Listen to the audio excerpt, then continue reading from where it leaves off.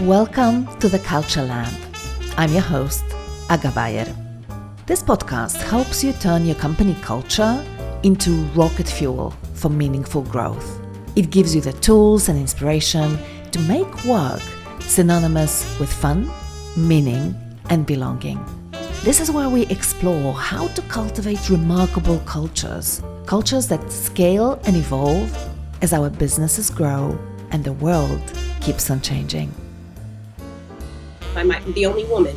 I might be the only brown person. I might be the only person over 50, right? Wherever people might identify. Maybe you're a man and you go to a women's conference and you're like, oh, wow, where are the other men?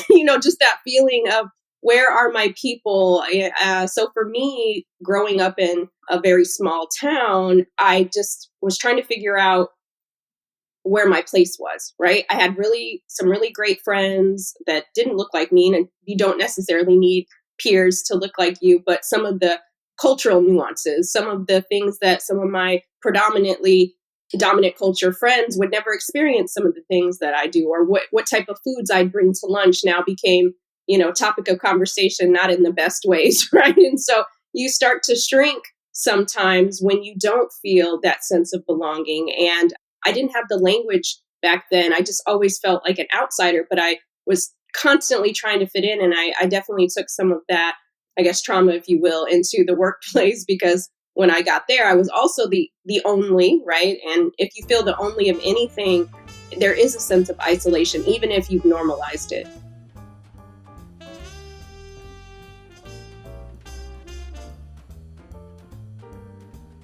Hey friends. Welcome to episode 119 of the CultureLab podcast. This episode is brought to you by CultureBrained, a one-of-a-kind accelerator program where culture leaders get hands-on support and guidance on how to reach their goals faster, especially now in this brave new world of remote and hybrid work. CultureBrained connects you with outstanding peers on the same journey, but also with world-class experts, including people you know from the show. And they all help you identify and implement new, better ways of creating a culture where people do their best work. Check it out at tinyurl.com/culturebrained. And no need to write it down. There's a link in the show notes. If you are a regular listener, you probably know that I grew up in communist Poland, behind the Iron Curtain.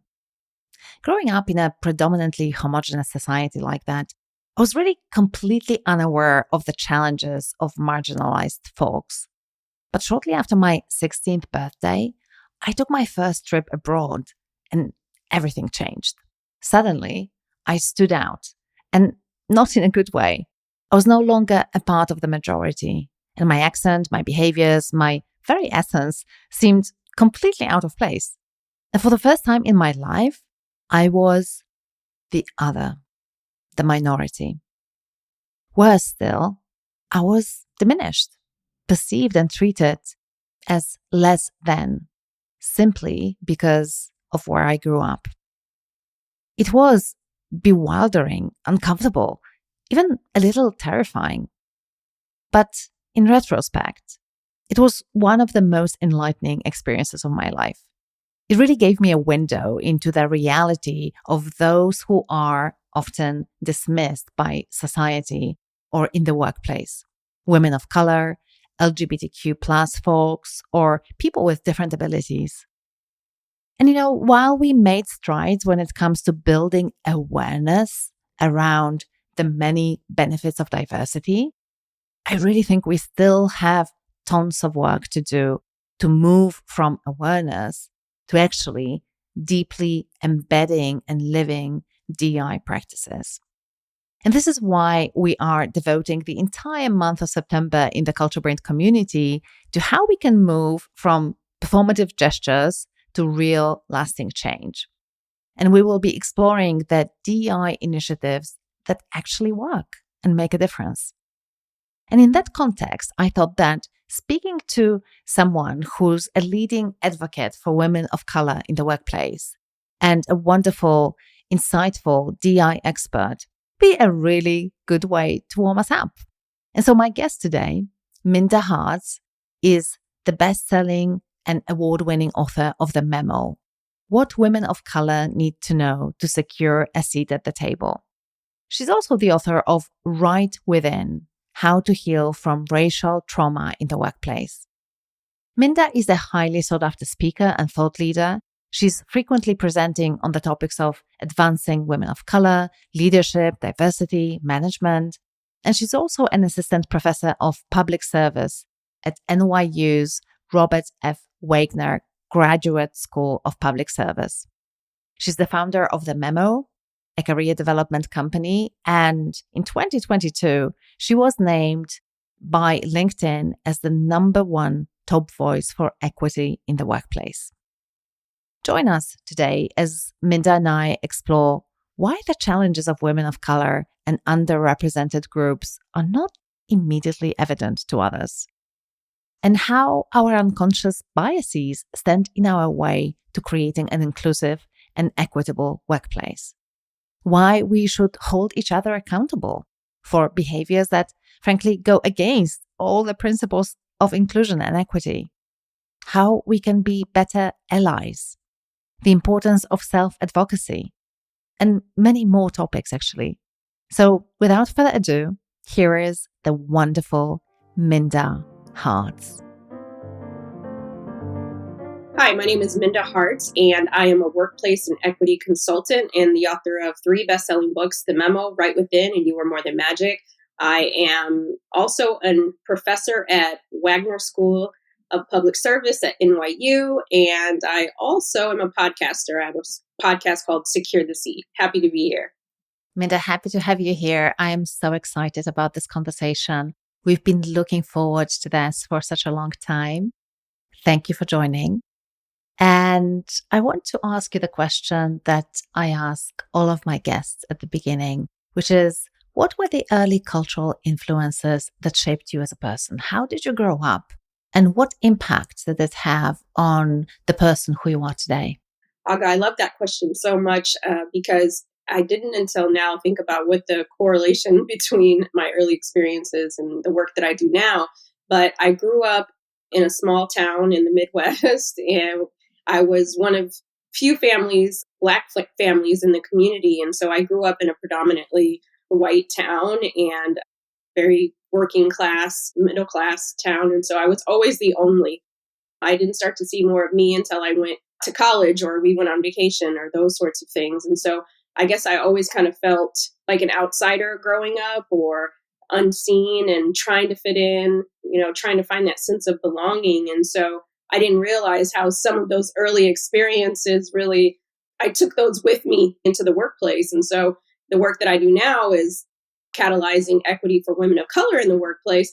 And I didn't realize how much of those early experiences of not feeling seen and belonging and feeling like I had a voice at the table would then show up in my adult life. And so we could all probably take some of those conversations to therapy, right? Oh, yeah. Oh, 100%. 100%. Yes. And, I have a completely different story, obviously, but I grew up in communist Poland, Eastern Europe. And I had this sense of being the only as well. But I'm curious whether our listeners even know what we're talking about. Can you elaborate on this a little bit? What is it to be the only, and what impact does it have on us? Yeah, I think we don't often think about it because we don't talk about it enough, right? I think we just normalize that, oh, I walk into a room, I might be the only woman. I might be the only brown person. I might be the only person over 50, right? Wherever people might identify. Maybe you're a man and you go to a women's conference and you're like, oh, wow, where are the other men? Just that feeling of where are my people?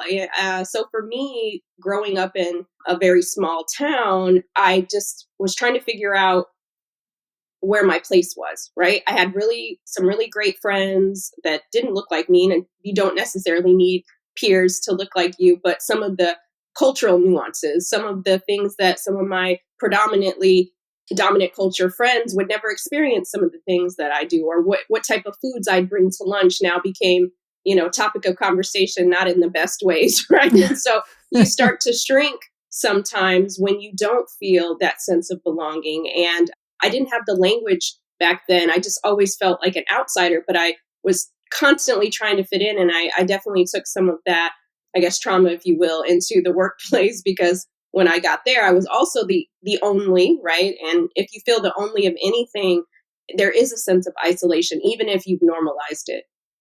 Yes, absolutely. And I know from reading your work that it had a profound impact on your current career, having that experience in the workplace where, again, you are the only and where, again, you don't feel like you belong entirely. I wonder if you can share a little bit of that journey in your professional life early on. What was it like? And how did that lead you to the creation of the memo and the publication of your best selling books?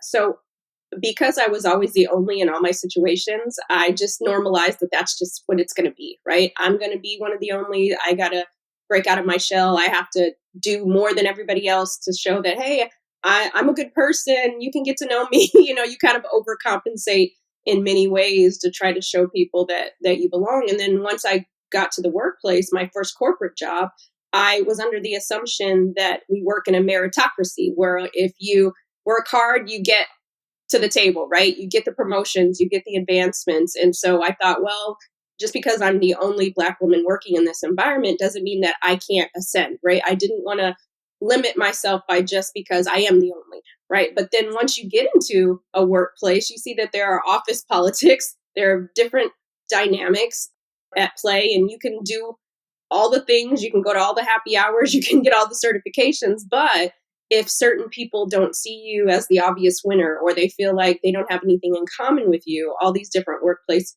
politics, not because you're not good at what you do, kind of show up. And because people haven't maybe been socialized to be around someone like you or me, right? Then they kind of have certain biases as well. And I started to see a lot of those biases show up in the workplace through unequal pay, advancements.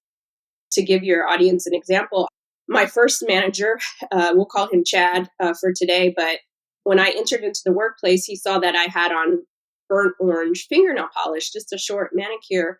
And he said to me, "You people love your bright colors." That was my manager, and he would go What? on to joke for 15 minutes about how Black people like bright colors and also the power dynamics there, right? So I couldn't lash out. I didn't know what to say. I was taken aback. And so I just learned to kind of suffer in silence. And eventually it led to the work that I do now so that people don't have to suffer in silence.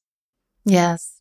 First of all, I'm so sorry that you've had these experiences. It's really so sad that, it's the 21st century and still so many people have these experiences.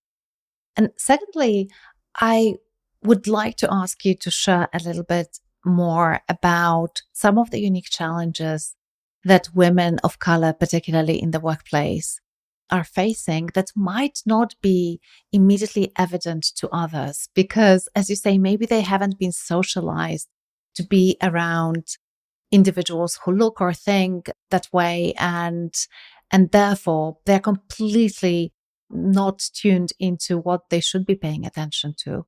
What are those challenges, and why are others very often unaware of them?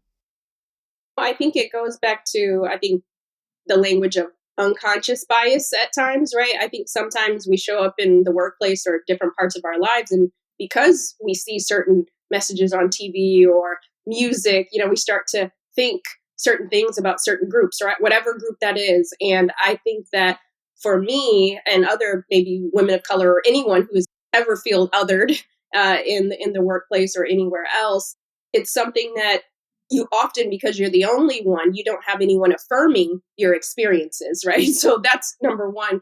As women of color, we don't have anybody to say, oh, what Chad said was wrong, right? You'll often have people give more empathy to Chad and say, oh, he didn't mean any harm. Oh, that's just Chad being Chad, right? And so we never have any empathy for the person that's always on the receiving end of Chad's or Jennifer or whomever, right? Might be talking in a certain manner. And so I think that alone is not really ever having anybody validate your experiences, right? Because two things can be true at the same time.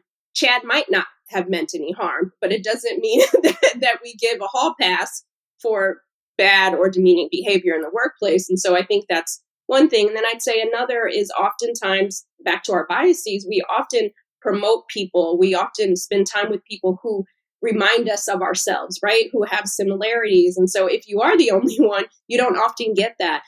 My same manager, Chad, he would say, "Oh, so and so reminds me of my younger self," some of my colleagues, right? He was never saying that about me because I didn't remind him of his Yeah. younger self, right? Which is fine. But again, we oftentimes promote, we often, provide more mentorship or sponsorship for some people. And we all fall victim to doing these things, right? We all have biases in certain ways. And so I think that hearing conversations like this remind us to say, oh, you know what? I might not have meant to do that, but now that I'm aware of it, how can I be better, right? Not going back to normal. Oh, I wish we didn't have to talk about these things, but how do we get to better, right? And I think that helps make the workplace work for everybody. Everybody, exactly. I think that's one of the important points that actually, and I think not all of us immediately realize that if you create a more inclusive workplace, it's actually a better workplace for everybody. And I have a question here around what you have said, making the situation better for everyone. If people want to be allies and support women of color in the professional world, what should they be thinking about? And what are some of the practical things that people can do to help women or other individuals who are being marginalized in the workplace to be able to be treated equally and to experience the same opportunities and have access to the same opportunities that others do?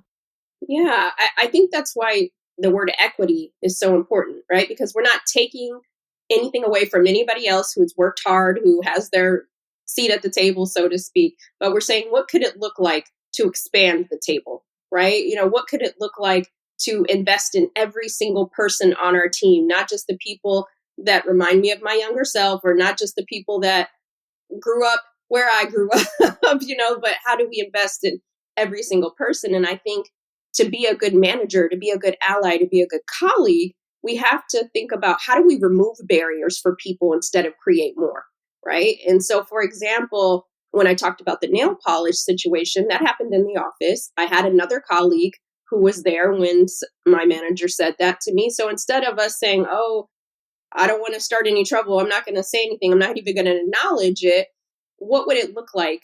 Think about it from a humanity standpoint, right? So, not gender, race, identity, but humanity. How would we want someone to show up for the people we love if they were in that same situation, right? So, I think restoring humanity back to it. I often hear people say, "Well, I didn't say anything because I didn't want to start any trouble." The trouble was already started. So the thing that is on you is to say, how can I remove this barrier for somebody? Number one, maybe in the moment, that person, my other colleague, was just as taken aback as me, right? So they didn't know what to say. They froze. But what could it look like to say, you know what? I know that that was wrong. After the fact, let me approach Minda and say, Minda, when we were at lunch the other day, Chad really said some things, and I apologize that I wasn't able to show up for you and say something. I was really shocked, but I wanted to check in with you because what he said was inappropriate, and I wanted to acknowledge that. And if we're in that situation again, you can trust that I won't just say nothing, right? I won't just not do anything. Yeah. So I think, again, putting yourself, and then just one more thing I'll add is maybe that person didn't want to come to me, but maybe they go to Chad, right? And say, hey, Chad, remember the conversation we were all having the other day? I understand that you might not have meant harm. You were just joking, but think about how that might have landed on Minda. Just wanted to make you aware of it, right? So we're holding people accountable. And I think, Aga, that's the thing that, we can have all these workshops, we can have all these conversations, but if we don't have any accountability, we're having the same conversations over and over and over without any actual 100%. traction, right? Yeah. Yeah. 100%. I remember we had Kim Scott on the show and also within our CultureBrained community. And she talked about this practice of raising a purple flag whenever you experience bias or injustice in the workplace.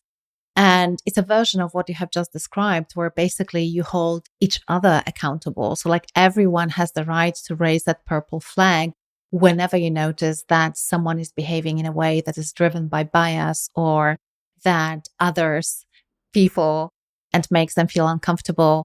Having a playbook, like what you can do in those situations, can be extremely useful. So, knowing what is the right thing to do. And so those few things that people can do are extremely helpful. And I have to say that I particularly like the option of, what can you do when you didn't show up in the way that you'd like to? Like going back to this person and saying, hey, I'm sorry that I didn't react in the moment the way I should. But I want you to know that I realized that this wasn't okay. And that the next time it happens, I am definitely going to react differently to that. That is super useful because I think a lot of people have been in a situation like this and they were so shocked by what was happening that they just didn't know in the moment what to do. But there's a way to repair and there's a way to rebuild trust. And I know that that's also something that is really important for you. And I wonder if it's the right moment for us to dive into that, because obviously we have a lot of very difficult history when it comes to exclusion, bias, racism, etc., in the workplace. And I wonder what your view is on, where do we move from here and how can we rebuild the trust that has been lost throughout the years? I have to say, I love Kim Scott's work, so I'm glad that you brought her up. Trust, one definition is the ability to strengthen the relationship, right? And I think that in the workplace, regardless of how you identify, trust is strained, right? Everybody's experiencing it. We're in a time period of recession in many places. And so everybody's concerned about their work. They're concerned about their livelihood. They're concerned about if their manager's invested in them or not. Are they safe? And so you have all of these different variables that are taking place in people's lives. And oftentimes, while we're experiencing these things, we forget about the humanity in the workplace, right? And what it is required that, okay, if I'm that person that's never showing up for my colleague, if I tell them that I'm an ally, why would they believe that?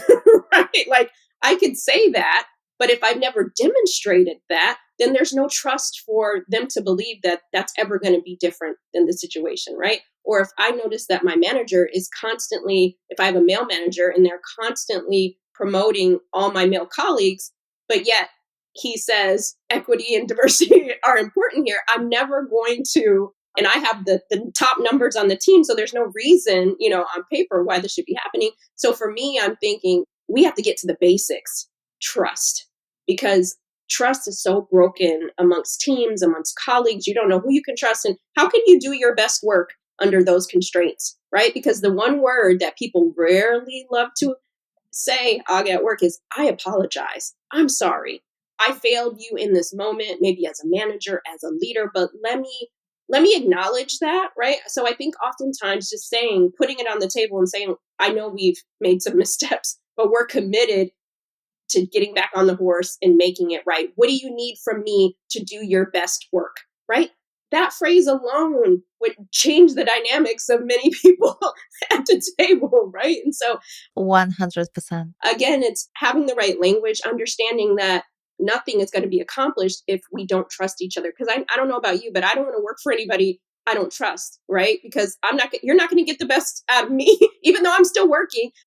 I'm not giving my best. And if we at least acknowledge some of the quote unquote elephants in the room, then we can get back to the basics of actually doing our job, right? Because that is important. That is important.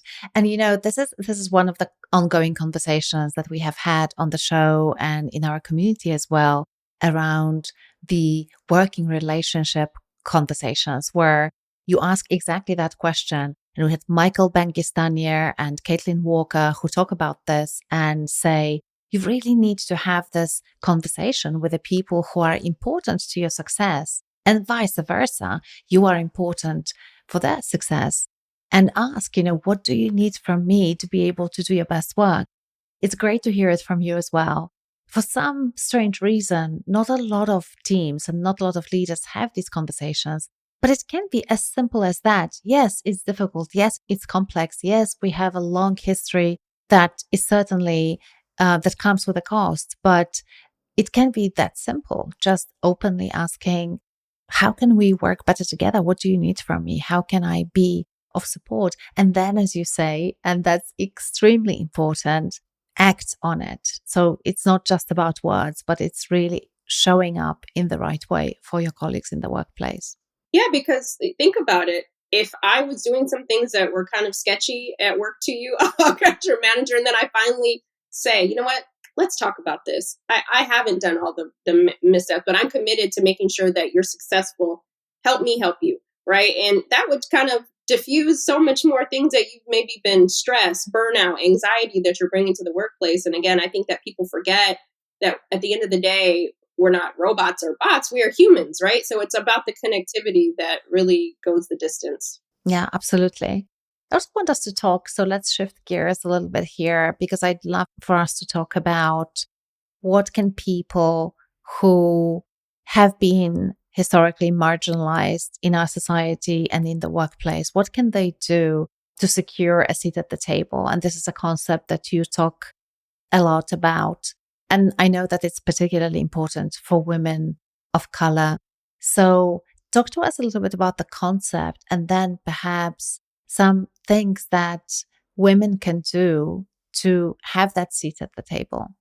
Absolutely. Again, I think many of us enter the workplace with a lot of different biases, and rather you might be a mother or something. I remember one of my managers, Aga, said I was a consultant in my former life, and I traveled a lot on the road, and so they would always send me on very long projects for months at a time. I'd be gone home, and one day I said, it's interesting to me that I'm the only one on the team that's going away for 6 months, 8 months, and they're like, well, you're single, you don't have any kids, so you don't have a life. I'm like, oh, that's interesting, right? And in that moment, it wasn't necessarily about being a woman of color, but it was about being a woman, right? Being this bias, or being married or single or not having any children. And so I realized that part of what I could control is how I advocate for myself. And I would give that advice to women of color, anyone who feels like they're not getting what they need out of the workplace, is you have a voice. You just have to decide how you want to use it. How do you articulate your value? How do you quantify your worth? So they're having this perception of, and I'm always saying yes to these things. So I'm not articulating that, actually, here are some of my short term and long term career goals. And once I realized that I had a part to play in this equation, right, that nobody was going to tap me on the back and say, hey, Minda, are you tired of being on the road for a couple years like this? Like I had to talk about what my plans were. And I think part of that too is it really, everything kind of comes back to communication. So if you do feel like you're marginalized and you're not getting those opportunities, instead of maybe assuming that it might be X, let's have a dialogue first, right? And then let's rule out these things, because oftentimes people say, "Oh, I didn't know you wanted that. I just assumed," right? But then again, there may be some other underlying factors as well, but you won't know what those are. It'll always be an assumption if you don't activate your voice. And so I think as women of color, it's very important too, because again, if people are thinking certain things and having certain biases, they may not know exactly what you want. So part of that self advocacy is part of self care and wellness in the workplace as well. Yeah, absolutely. And I can actually so relate to your experience because I used to work for large consultancies in my previous life as well and have been sent on those huge long-term projects for the same reason. And interestingly, it didn't cross my mind up until a certain point to raise this as an issue and express my needs. And so I'm assuming that it's true for a lot of people who are listening to this. You might feel frustrated. You might feel like you are not being treated in an equal way. And yet, for some reason, you're assuming that it's not something that you can or should raise with your manager or with your team. And frankly, from my experience, and I'm not saying that it's everyone's experience, but once it occurred to me that I can actually raise this as an issue and discuss this, a solution was found immediately. So at least in my case, it was simply an assumption that someone has made that I will be okay with that. It was a wrong assumption, but they didn't know until I told them. So I really appreciate you sharing this story because I think it might ring true with many of our listeners. I wonder, Minda, based on what you have shared about securing your seat at the table, about advocating for yourself, you've written a whole book that addresses a lot of these issues, the memo. what women of color need to know to secure a seat at the table. And it's been a while since it was published. What is the feedback that you've gotten from the people who read it? And which of the stories that you learned from your readers resonated most with you? It's crazy to think that this year, Aga, the memo would have been out for almost 5 years, and it's still a best selling business book, career book for women of color, their managers, and Congratulations. allies. You don't often realize how much your voice is tied to someone else's freedom in the workplace, right? And so I was experiencing a lot of issues that I wrote about. And then I didn't realize that my story was someone else's story, right? Regardless of if you are a woman of color or not, there were just some common themes that many people experience at work, right? Office politics hits all of us, right? Salary negotiation hits all of us. And so since the book has come out, every day there's new readers coming to it. But what I think for me, a lot of women of color were excited to read the book because they were many of the onlys in the workplace. They didn't know if they were making these things up in their head, right? They didn't know, were they crazy? Are they, is it, what do I do? Can I work harder to change this thing? And so being able to finally read a career book where you are affirmed, where you're reminded that you matter, that your voice matters, that if this situation isn't working for you, you do have enough self worth and reliance to go on and find a place that suits you better, right? That provides better mental health. So for me, it was really interesting to hear from so many people because I wrote from a pain point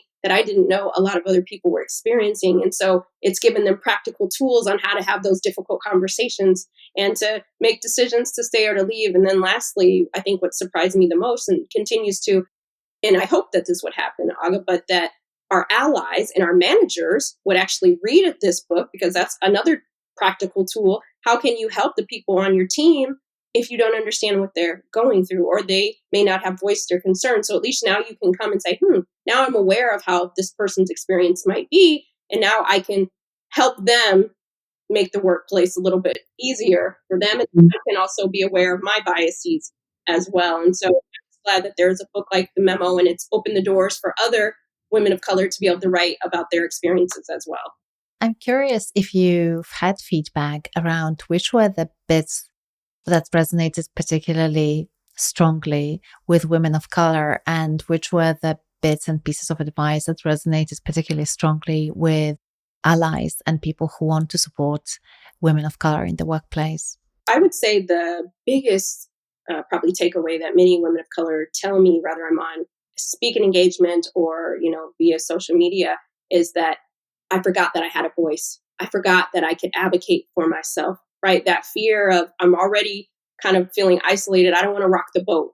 Right, I don't want to use my voice, and so realizing that they do have the power to choose and to advocate. And so I think self advocacy. I hear that regardless, whether it's salary, right, promotion, those sorts of things. And so just using your voice and how when I use my voice or when they use their voice, then it creates space for another woman or someone else in the workplace, right? That we're tied to this ecosystem. It's not just about me. So hearing from that, and then also from managers and allies, not realizing that these were experiences that some people on their team were having because they weren't aware, right? They weren't socialized to kind of pay attention to those sorts of cues.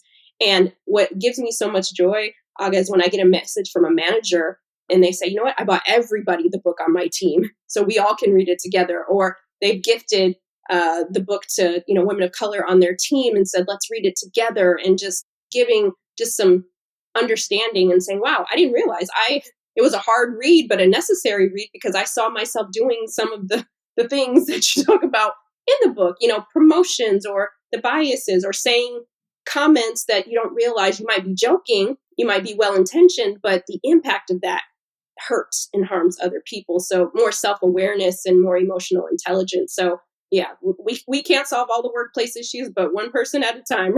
It goes a long way. Yeah. I want to double click on what you've said here about women forgetting that they had a voice. I think it's such a universal challenge for a lot of women. And I wonder, what advice do you have for all of us around how to use this voice in a way that gets us the results that we want? Because let's be honest, sometimes women's voices are not well perceived.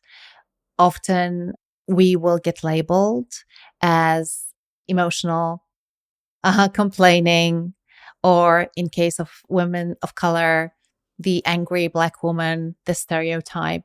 So I wonder whether you have any advice for the women who are listening to this. How do we use our voices in a way that gives us the results that we want? Yeah, I'm glad you brought that up because there's so many stereotypes that are placed on women, right? Angry, aggressive, feisty, docile. We're just trying to do our work. And yet it's like the matrix navigating these things. So if we do say something, it can be taken the wrong way out of context. And so, again, I think the part that we could solve, we can't control how somebody reacts or responds to what we've just said, but how are we showing up to work in the ways that we need to honor ourselves, to honor our voice, right? We've all worked so hard to get here. And I often say, don't lean out now that you've worked too hard to leave your career in the hands of somebody else, right? So don't be ambivalent about your career.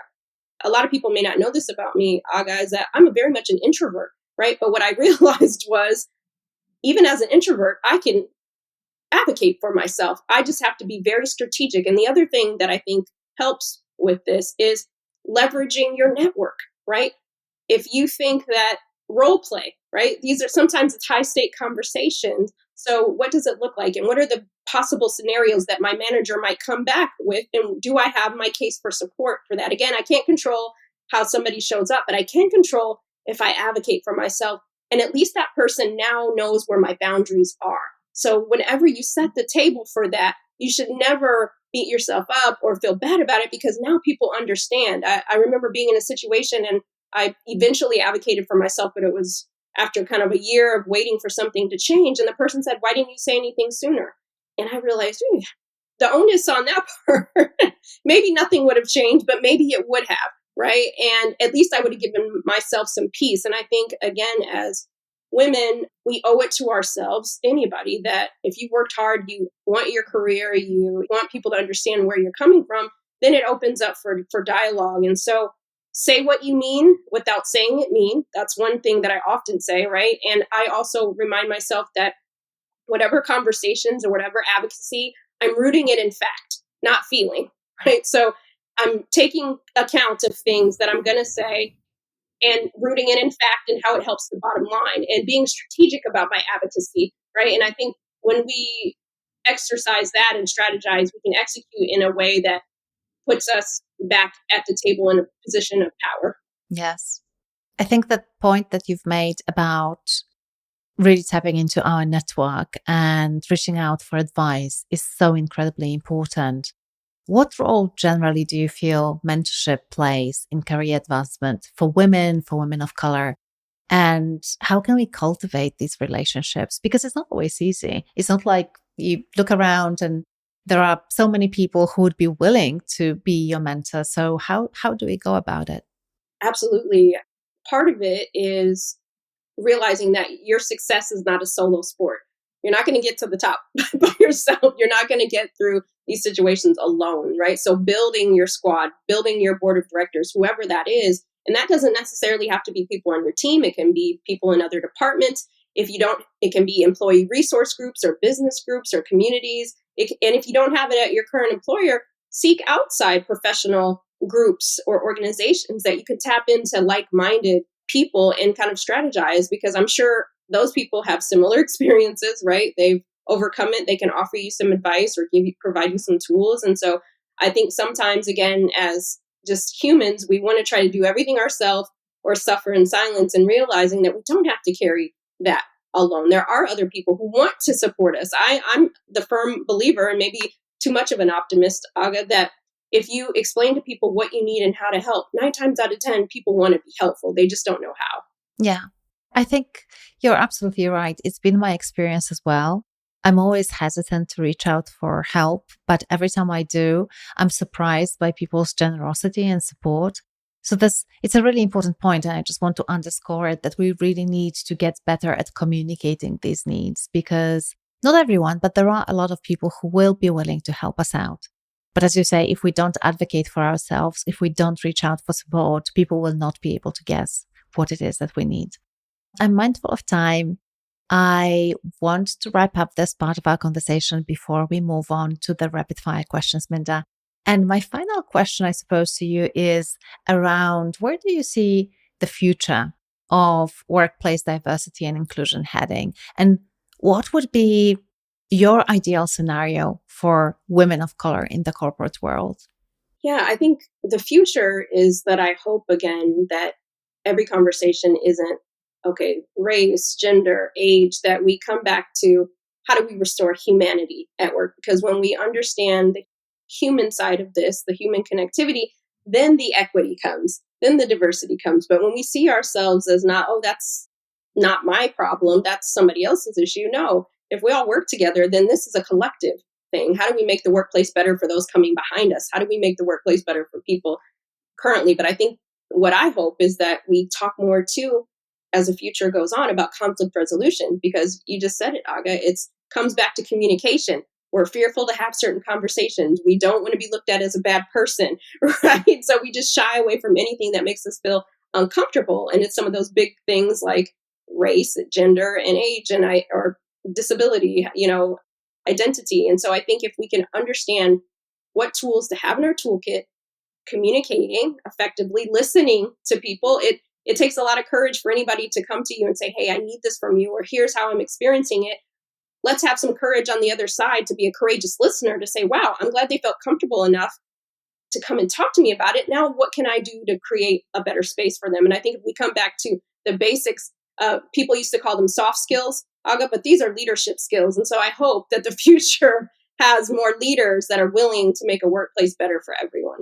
And it's such an important point, Minda, that you're making about being a courageous listener, because this is very often when things go wrong, when people come to us and they share their experiences. It's such a critical culture shaping moment and a decision that we make in how we show up in that conversation. So for all the managers and leaders who are listening, just keep that in mind the next time someone brings an issue in, and really listen in a way that can be described as courageous, as an open, because I think it really makes a huge, huge difference as to how many of these conversations you're going to have in the future. And I think generally patterns are what create culture. So if you stop having these conversations because people no longer feel comfortable having these conversations with you, that's what your culture is going to become. And it can only lead to a disaster in the long term. So thank you for making this point. Okay, let's shift gears. Let's go to the rapid fire questions. So one thing that we think a lot about in my company is how to make work synonymous with fun, meaning, and belonging. And I'm curious, particularly with your background and where your work focuses, what your work focuses on, what would be your number one tip to bring more belonging to the workplace? I think having fun, incorporating fun back into the workplace. I think having those Friday, back when I was doing it, it was casual Fridays. You could wear jeans, right? Nobody cares about that anymore, right? Because we're wearing sweatpants in some cases now. But bring fun back. Figure out how to incorporate fun back into work. Mm. And what are the signs that a company culture needs some work or perhaps even a major overhaul? If you're lacking retention with certain groups, if women of color are constantly leaving, people who identify, differently than you, if you're seeing just a revolving door, there's something wrong. Or if nobody feels comfortable coming to have a conversation with you about hard topics, then that's a bunch of red flags. Are there any companies that you genuinely admire for their culture? There's a lot of companies out there, but no company is perfect. So I don't want to say that, but I do think there are companies who are actively trying, right? So I think you see the LinkedIn's, they're trying to figure out how to make equity possible for their creators and for their employees, right? I think companies like Google, they're invested in small businesses, primarily Black and Latino, right? So you're seeing different companies who are constantly trying to catalyze equity. Sometimes companies get it right, some get it wrong, but we can't stop trying. What books, whether they're books on culture, on leadership, what books do you think our listeners would find useful when they think about how to cultivate a healthy company culture? Yes. Well, I would disservice myself in advocacy if I don't say my books. The Memo and Right Within definitely help leaders understand the experiences of women of color in the workplace. But then also another book that I would add is Radical Candor by Kim Scott. I think that's a great book. And lastly, Why Do So Many Incompetent Men Become Leaders by Dr. Tomas. A great book too. From yeah. He has a very difficult surname. I struggle with his surname too. Yes. So final question, Minda. Is there a question that I haven't asked you yet, but should have? You didn't ask me what my favorite color is. What is it? Burnt orange.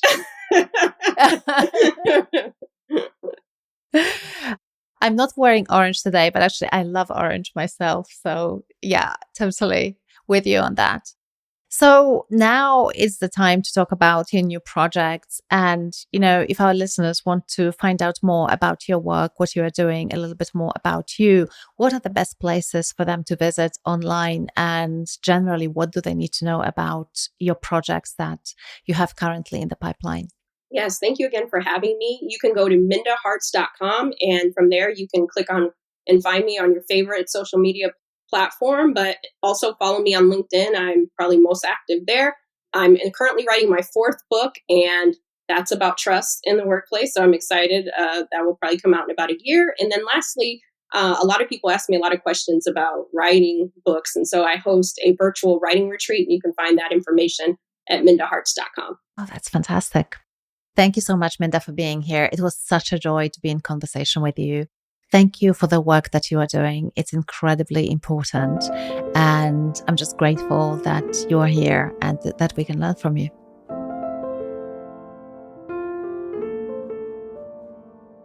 I'm Aga Bayer, the creator and host of the CultureLab podcast. And this is the CultureLab team. Anis El Nabarawi, production manager. Sound producer, Heather McPherson, Twisted Fur Media.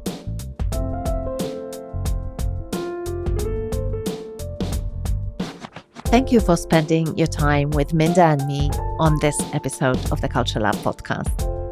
If you found this chat insightful, inspiring, or useful, and I'm guessing you did since you're still here, well, then I think that you will love the conversation that I had with Ruhuni Anand. You can find the link in the show notes. And if you haven't already, go ahead and hit the follow button on the CultureLab podcast in your favorite listening app. And if you could do me a solid, take a few seconds to share this episode. Could be on social media, a text, an email, even just with one person. Just copy the link from your app and send it to a friend. Maybe someone who's keen on finding fresh, practical ways to foster an awesome company culture. And ask them to give it a listen. And then maybe get together and chat about what you've both learned. Because when podcasts like this spark conversations, and those conversations turn into actions, that's when we start making real changes in the workplace together. And if you are looking to dig deeper into these topics and connect with others who are shaping the culture in their company, consider joining CultureBrained. It's our unique culture accelerator program and a global community all about shaping the future of work. To find out more, head over to tinyurl.com/CultureBrained. There's a link in the show notes. Thanks again for tuning in. If you want to get free resources on cultivating a remarkable, powerful, and authentic company culture, especially in a business that scales, type this into your browser. agabayer.com/resources. If you haven't subscribed to the CultureLab yet, please do it now. That's the best way you can support our work. And finally, we would be ever so grateful if you could rate and review our podcast on the platform that you listen to. Thank you, and you are amazing for listening to this point. Not many people do.